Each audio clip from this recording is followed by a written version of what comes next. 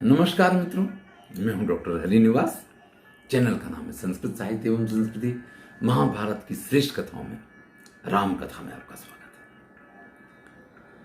है। रावण अपनी माया से युद्ध किए जा रहा है। ऐसे में इंद्र के भेजे हुए रथ पे जब मातली राम को बिठाता है तो सारी वानर सेना में एक आनंद का माहौल हो गया है, क्योंकि आज सबको लगता है कि ये एक बराबरी का युद्ध होगा। महर्षि वाल्मीकि ने अपने रामायण में बड़ा सुंदर वर्णन किया है। जो मातली है वो इतने अच्छे ढंग से रथ का संचालन कर रहा है कि रावण भी उससे अत्यंत व्यथित हो जाता है और व्यथित होकर के वो मातली के ऊपर आक्रमण करता है। और राम से ये चीज नहीं देखी जाती है कि उनके रहते हुए उनके सारथी पे कोई आक्रमण करे। और फिर राम अपने अस्त्रों का प्रयोग करके रावण के रथ घोड़े जो भी हैं उन सब का विनाश कर देते हैं, सबको समाप्त कर देते हैं। रावण फिर भी रणभूमि से भागे ऐसा तो है नहीं। भयंकर युद्ध होता है। राम जितने बार उसके सिर काटते हैं उतने ही बार नए नए सिर उसके, क्योंकि ब्रह्मा ने जो वरदान दिया था उसके कारण उसके सिर पे आ जाते हैं। हाथ काटते तो हाथ नए आ जाते हैं। ऐसे में मातली राम से कहता है कि प्रभु ये इस प्रकार से मरने वाला नहीं है। आप योग्य शस्त्र का उपयोग करें। तब तृणादाय काकुत्सो ब्रह्मास्त्रेण योजना। तब राम एक बाण लेकर के तृणादाय काकुत्सो उस बाण को ब्रह्मास्त्र से अभिमंत्रित करते हैं और उस ब्रह्मास्त्र का रावण के ऊपर उपयोग किया गया है। उस ब्रह्मास्त्र ने ततः ससर्ज तम राम सरम अप्रतिमौजसम रावणांत करम गौरम ब्रह्मदंड में बोध्यतम। जैसे ब्रह्मदंड हो इस प्रकार से उस ब्रह्मास्त्र का प्रयोग किया गया है। रावण को भी अपनी मृत्यु सामने दिखाई दे रही है।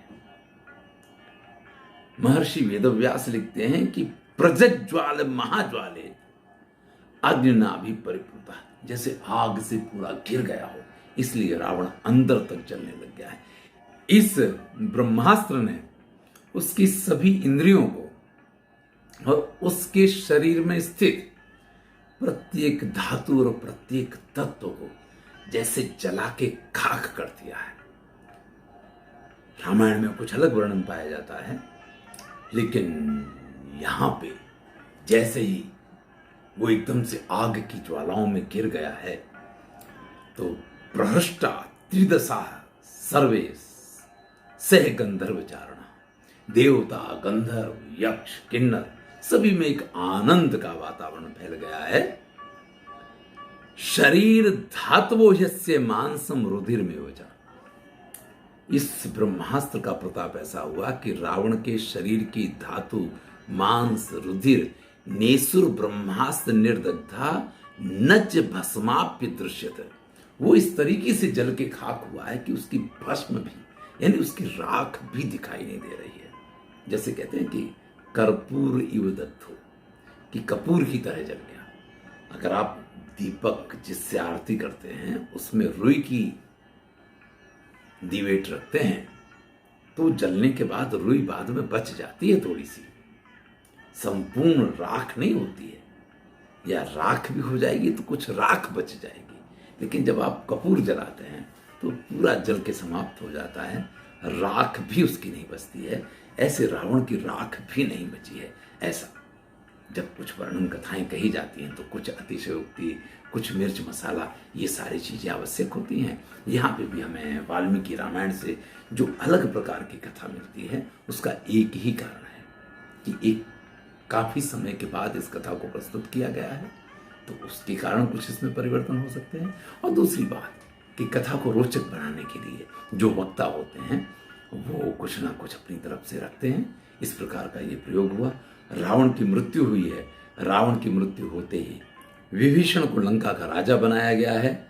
वही अविंध्य जिसने रावण को रोका था सीता को मारने के लिए, वृद्ध मंत्री है, विभीषण के साथ मिलकर के वो सीता को पालकी में बिठा करके राम के पास लेकर के आता है।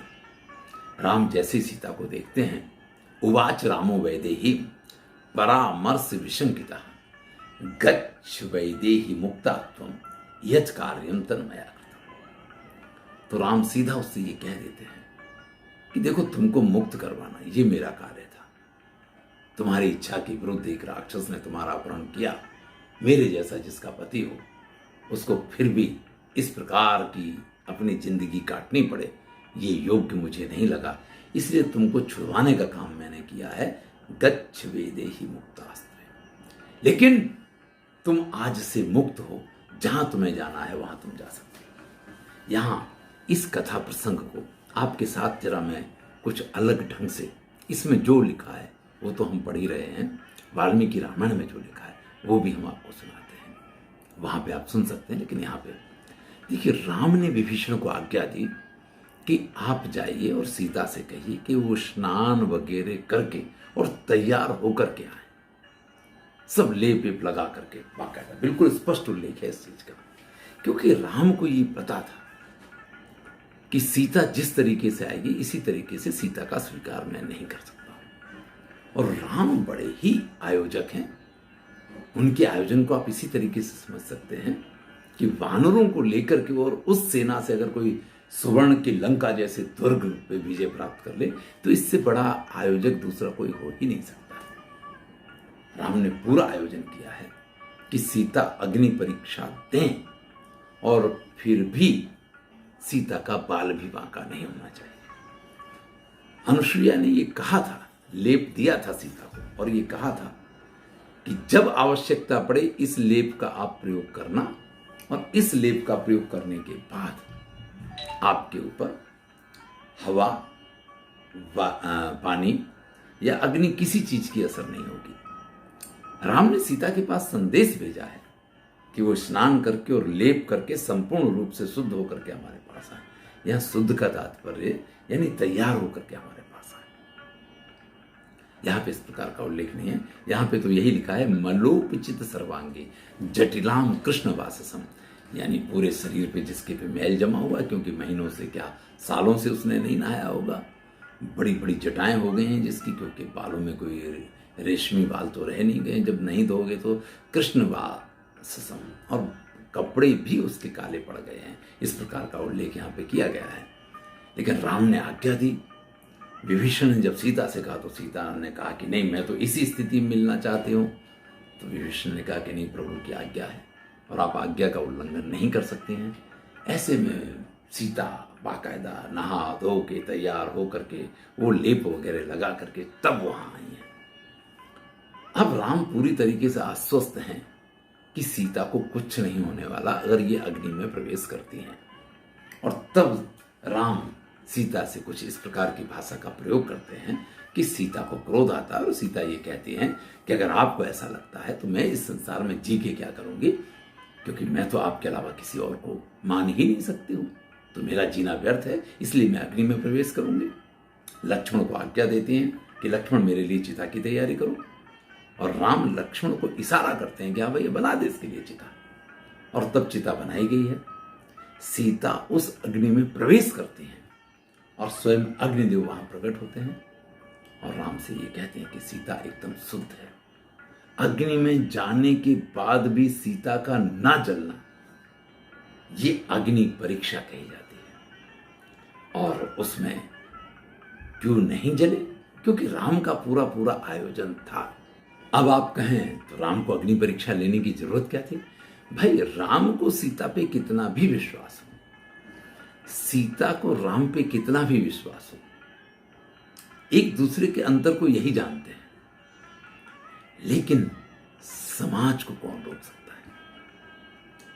राम ये जानते हैं कि कल को लोग उंगली उठाएंगे, इसलिए उन्होंने ये पूरा आयोजन किया था। यहां पे महाभारत में इसका वर्णन है, वृद्धावस्था तक तुम इसी प्रकार से रावण के बंधन में बंधी रहो, मेरे जैसे पति की पत्नी होकर के भी तुम्हें इस प्रकार की पीड़ा उठानी पड़े, ये मुझे योग्य नहीं लगा, इसलिए मैंने उस राक्षस को मार के तुमको मुक्त कर दिया है। तुमको जहां जाना हो वहां तुम जा सकते हो। सुवृत्ताम असुवृत्ताम वा अब हम त्वाम अद्य मैथिली नोत्सहे परिभोगाय स्वा अवलीढ़म हविरे था। जैसे किसी कुत्ते ने कोई हवन सामग्री अशुद्ध कर दी हो, फिर उससे यज्ञ नहीं किया जा सकता है। इसी प्रकार से तुम शुद्ध आचरण वाली हो, अशुद्ध आचरण वाली हो, जो भी हो, मुझे इससे कोई फर्क नहीं पड़ता है, मैं तुम्हारा स्वीकार नहीं कर सकता हूं। राम स्पष्ट ये कहते हैं। सीता की तो ऐसी स्थिति की जो राह देख रही थी कि अभी मैं जाऊंगी और अपने पति से मिलूंगी, वो तो ततः सहसा वाला तच्छ्रुत्वा दारुणम बचा पपात देवी व्यथिता निकृता कदली था। जैसे कोई केले के पेड़ को काट दे, केला का पेड़ गिर जाया करता है, इस प्रकार से सीता इस बात को सुनकर के दुखी होकर के गिर जाती हैं और फिर दुहाई देती हैं, रोती हैं और राम से ये कहती हैं कि अगर मैंने कभी स्वप्न में भी किसी अन्य का ख्याल ना किया हो तो मेरे अंदर जो अग्नि विद्यमान है वो मेरे प्राणों की रक्षा करे, और मैंने कभी भी भूल से भी किसी अन्य का मन से विचार भी किया हो तो अग्नि मेरे प्राणों को हरण कर ले। इसी प्रकार से वायु, पृथ्वी, जल और आकाश सबको साक्षी मान के कि जिन पंच महाभूतों से मेरा ये शरीर बना हुआ है, अगर मैंने कभी भी राम के अतिरिक्त किसी अन्य व्यक्ति का मन में विचार भी न किया हो तो ही ये मेरे इस शरीर को, मेरे इन प्राणों को धारण करें। नहीं तो यही पंच महाभूत जो व्यक्ति के शरीर को धारण करने के मुख्य माध्यम होते हैं, उनके प्राणों को रोकने के मुख्य माध्यम होते हैं, वो मेरे प्राणों का परित्याग कर। तब स्वयं अग्निदेव प्रकट होते हैं और राम से कहते हैं कि हे राम,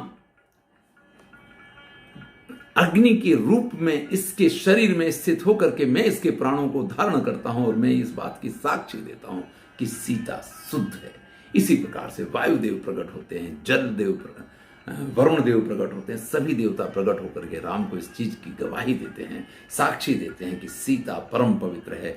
स्वयं ब्रह्मा जी वहां प्रकट होते हैं। ब्रह्मा जी कहते हैं वधार्थम आत्मनस्तेने हृता सीता दुरात्मना। अरे रावण ने अपना वध चाहते हुए सीता का अपहरण किया था, क्योंकि नल कुंवर ने उसको शाप दिया हुआ था और मैंने भी उसको ये कहा था यदि ह्यकामाम सेवेते स्त्रियम अन्याम पितृ, अगर तुम जो तुम्हारी इच्छा ना करे ऐसी किसी स्त्री का सेवन करोगे तो तुरंत ही तुम्हारे मस्तक के शतधास्य फलेन मूर्धा इत्युक्ता सो भवत्पुरा, तुम्हारे सिर के 100 टुकड़े हो जाएंगे। देखिए, रावण सीता को उठा के ले गया, अपहरण करके ले गया। लोग बड़ी दुहाई देते हैं कि रावण बड़ा सदाचारी था, कि सीता ने हाँ नहीं कही तब तक रावण ने सीता के साथ कोई दुर्व्यवहार नहीं किया।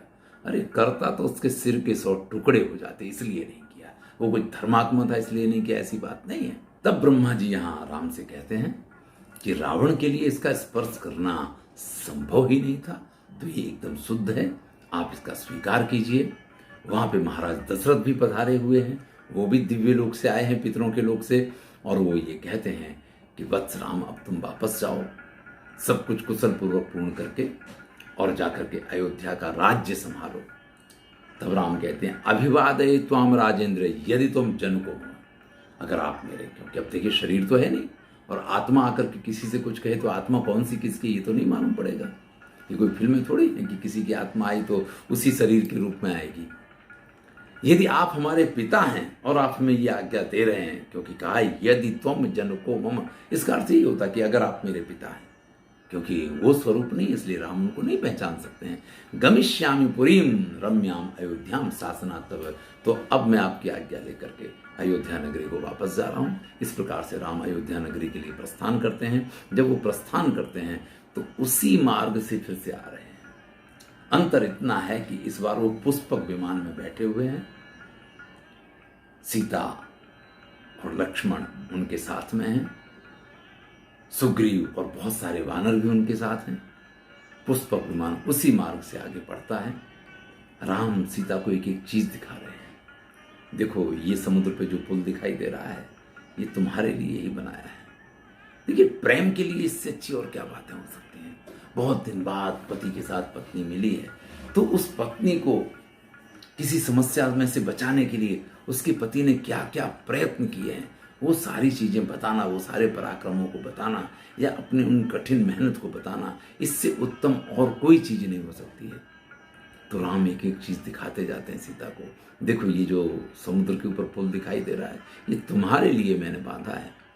तब तक रथ किष्किंधा पहुंचता है। यहाँ पे मैंने बाली का वध किया था, वो काम भी तुम्हारे लिए करना पड़ा। ऐसा मुझे करना नहीं चाहिए, मैंने छुप के मारा है, लेकिन तुम्हारे लिए मैं कुछ गलत करना पड़े तो वो भी करने के लिए तैयार हूं। ये भी भाव उसमें आता है।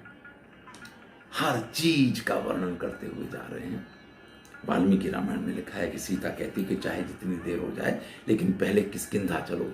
अगर सुग्रीव चल रहे हैं तो उनकी पत्नी और उन सब को भी, सभी वानरों की पत्नियों को भी साथ में ले लो, तो अयोध्या जाने में अच्छा लगेगा। इतने दिन बाद आपको तो मैं मिल गई, लेकिन ये सब इसी प्रकार से अपनी अपनी धर्म पत्नियों से दूर बने ये योग्य नहीं है। बड़ा सुंदर महर्षि वाल्मीकि ने लिखा है, बड़ा सुंदर आयोजन है। देखिए आप मिस करते हैं अगर आप वाल्मीकि रामायण हमारी नहीं सुनते हैं, वो आपको अवश्य सुननी चाहिए। क्योंकि राम की कथा जैसे महाभारत की कथा यहाँ पे प्रस्तुत कर रहा हूँ, ऐसे मैंने प्रस्तुत की है। नंदीग्राम में जाकर के हनुमान सारे समाचार देते हैं, क्योंकि पुष्पक विमान तो थोड़ा धीरे चल रहा है। राम के आगमन के समाचार मिलते ही पूरी अयोध्या को सजा दिया गया है। राम अयोध्या पहुंचते हैं, उनका राज्याभिषेक होता है, और जिसको हम कहते हैं कि राम राज्य और प्रजा सुखारी, उस राम राज्य की स्थापना होती है। मार्कंडेय मुनि युधिष्ठिर से कहते हैं कि देखा आपने, राम को आपसे भी अधिक पीड़ाएं उठानी पड़ी, इसलिए आप क्षत्रिय हैं। मां सुचाह पुरुष व्याघ्र, क्षत्रियोसी परंतप है, बाहुवीर्यास्त्रिते मार्गे, वर्त से दीप्त निर्णय। जब आप अपनी शक्ति का आश्रय लेंगे ना, तो आपको अवश्य ही स्पष्ट मार्ग दिखाई देगा। तेजोमय तमसोमय ज्योतिर्गमय, ज्योतिर्गमय वाला ज्योति से परिपूर्ण आपको मार्ग दिखाई देगा। आप क्षत्रिय हैं, इस प्रकार से विचार मत कीजिए, इस प्रकार से दुखी आपको होना योग्य नहीं है। तब युधिष्ठिर कहते हैं कि महाराज मैं अपनी चिंता ही नहीं कर रहा हूं, मुझे कोई दुख भी नहीं है, मैं तो इन सब चीजों से परिचित हूं। लेकिन जिस प्रकार से सती द्रौपदी का अनादर हुआ, जिस प्रकार से द्रौपदी को पीड़ाएं भोगनी पड़ती हैं, कभी दुशासन उसको भरी सभा में बालों से पकड़ के लेके आता है, कभी देखो ये जयद्रथ किस प्रकार से उसका अपहरण करके ले के जाता है। आपने किसी पतिव्रता की इस प्रकार की स्थिति देखी है? तब मार्कंडेय मुनि सती सावित्री के नाम से हम जिसको जानते हैं, उस सावित्री की कथा सुनाना शुरू करते हैं, जिसको हम अगले वीडियो में सुनेंगे। मैं हूं डॉक्टर हरिनिवास और चैनल का नाम है संस्कृत साहित्य एवं संस्कृति। महाभारत की श्रेष्ठ कथाओं में आपका स्वागत है। धन्यवाद।